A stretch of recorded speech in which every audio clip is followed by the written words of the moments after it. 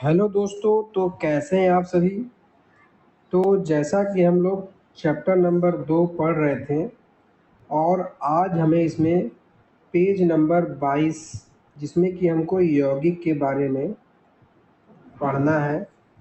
तो आइए चलिए देखते हैं इसी में कि यौगिक क्या होता है। तो इसके पहले जैसा कि हम लोगों ने तत्व के बारे में पढ़ा हुआ था और अब हमें इसका दूसरा प्रकार यौगिक पढ़ना है। देखिए, यौगिक का पहले परिभाषा देखते हैं कि एक यौगिक वह पदार्थ है जो कि दो या दो से अधिक तत्वों के नियत अनुपात में रासायनिक तौर पर संयोजन से बना है।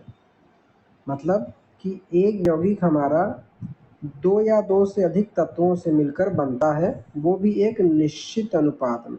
ठीक है, जैसे हम यहाँ पे हाइड्रोजन और ऑक्सीजन को लें तो इसमें अगर हम 2 अनुपात हाइड्रोजन और 1 अनुपात ऑक्सीजन मिलाते हैं तो इससे हमारा ये जो निर्माण होता है जल, ये एक यौगिक है। और जो केवल हाइड्रोजन है वो हमारा तत्व है, जो केवल ऑक्सीजन है वो हमारा एक तत्व है। देखिए, जब 2 या 2 से अधिक तत्व आपस में मिलते हैं तो हम क्या पाते हैं, इसको हम इस प्रैक्टिकल क्रियाकलाप से समझेंगे कि हमें क्या मिलता है। कक्षा को 2 समूहों में विभक्त करें। दोनों समूह को 50 ग्राम लोहे का चूर्ण और 3 ग्राम सल्फर एक चीनी मिट्टी के प्याली में दें। मतलब कि 50 ग्राम लोहे का मुरादा, जिसको कि हम चूर्ण कहते हैं, और 3 ग्राम सल्फर को एक चीनी मिट्टी की प्याली में देना है। फिर इसमें समूह 1 को लोहे के चूर्ण और सल्फर पाउडर को पीसकर मिलाएं। ठीक है, मतलब कि जो आप 2 समूह बनाएंगे, या मान लीजिए अगर आप ऐसे करते हैं क्लास में, तो मान लीजिए 5 लोगों का समूह है, उसमें एक लोहे का चूर्ण और सल्फर को पीसकर मिलाएगा और जो समूह 2 रहेगा वह लोहे के चूर्ण और सल्फर पाउडर को पीसकर मिलाए। मिश्रण को तीव्र ताप पर लाल होने तक गर्म करें। मतलब पहला केवल मिलाएगा, दूसरा उसको लाल होने तक गर्म करेगा। अब ज्वाला को हटा दें तथा मिश्रण को ठंडा करें। मतलब कि जब वो बिल्कुल लाल गर्म हो जाए तो आप उसको हटा दें और फिर ठंडा करें। तो देखिए उससे होगा क्या, प्राप्त सामग्री में चुंबकीय गुण की जांच करें। मतलब कि दोनों समूह 1 और 2 से जो बाद में सामग्री मिलेगी उसमें चुंबक के गुण की जांच करेंगे। सामग्री के निकट एक चुंबक को लाएं। जांच करें कि क्या सामग्री चुंबक की ओर आकर्षित होता है। मतलब कि जो समूह 1 से हमको जो मटेरियल मिला, समूह 2 से जो हमको मटेरियल मिला, उसके भी 5 चुंबक लाएं, देखें क्या दोनों उसमें चिपकते हैं। दोनों समूहों द्वारा प्राप्त सामग्री के रंग और बनावट की तुलना करें।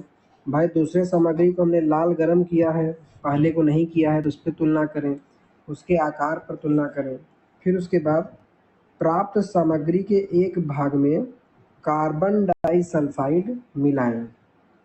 मिश्रण अच्छी तरह मिलाएं तथा छान लें। ठीक है, मतलब जो सामग्री हमको मिला उसमें कार्बन डाइसल्फाइड मिलाएं और फिर उसको अच्छी तरीके से मिलाने के बाद छान लें। प्राप्त पदार्थ के दूसरे भाग में तनु सल्फ्यूरिक अम्ल या तनु हाइड्रोक्लोरिक अम्ल को मिलाएं। ठीक है, 2 भाग था ना, तो एक में इसको हमको मिलाना है। लेकिन ये जो सल्फ्यूरिक अम्ल ये एसिड होता है, जिससे हमारे घर का टॉयलेट मतलब कि लैट्रिन साफ होता है, वो सल्फ्यूरिक अम्ल होता है, जिसका सूत्र होता है H2SO4। तो इसीलिए कह रहा है कि इसमें जलने की दिक्कत रहती है, तो ये क्रियाकलाप अध्यापक के निर्देशन में करें, खुद से न करें मिलाने वाला। फिर आगे देखिए, इस क्रियाकलाप को लोहा तथा सल्फर तत्वों के साथ अलग अलग दोहराएं, अवलोकन को नोट करें। ठीक है, मतलब जो हमने प्रैक्टिकल किया है उसको लोहा और सल्फर के साथ अलग अलग दोहराइए ना। तो देखिए इससे में निम्न चीज़ों का उत्तर मिलेगा करने पर। क्या दोनों समूहों द्वारा प्राप्त सामग्री दिखने में समान है, तो ये तो होगा नहीं भाई, उसको हमने लाल गरम किया था, पहले को नहीं किया था, तो कैसे समान होंगे।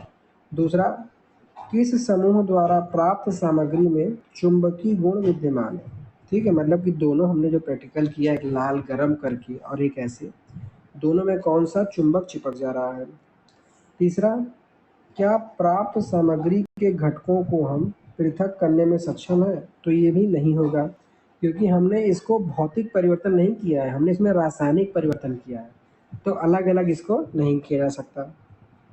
चौथा, क्या तनु सल्फ्यूरिक अम्ल या तनु हाइड्रोक्लोरिक अम्ल सामग्री पर डालने से दोनों समूहों को गैस प्राप्त होगी। मतलब कि डालने पर क्या है, गैस निकलेगा भाई, जाहिर सी बात है, जब तेजाब आप ज़मीन पर डालते हो तो गैस निकलती है ना जलने के बाद, तो गैस तो होगी। क्या दोनों स्थितियों में प्राप्त गैस की गंध समान होगी या अलग अलग। ठीक है, मतलब कि दोनों में समान होगी कि अलग अलग, तो इसका उत्तर आपको आगे मिल रहा है।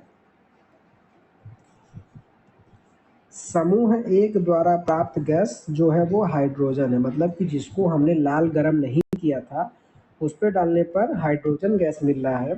यह रंगहीन, गंधहीन और ज्वलनशील है, मतलब कि ज्वलनशील है, जलाने वाली है, लेकिन रंगहीन और गंधहीन है, और इसकी ज्वलनशीलता ज़्यादा रहती है, इसलिए इसकी जांच कक्षा में नहीं करना है। फिर समूह 2 में देखिए, द्वारा जो प्राप्त गैस है ये हाइड्रोजन सल्फाइड है, ये रंगहीन है और इसकी गंध सड़े हुए अंडे जैसी है। ये क्वेश्चन हमेशा आता है कि हाइड्रोजन सल्फाइड की गंध कैसी होती है, तो सड़े हुए अंडे की जैसी होती है, इसको ध्यान रखिएगा। तो इसमें आपने पाया कि दोनों समूह द्वारा प्राप्त पदार्थ भिन्न गुणों को दर्शाते हैं, यद्यपि प्रारंभ में दिए गए पदार्थ समान थे।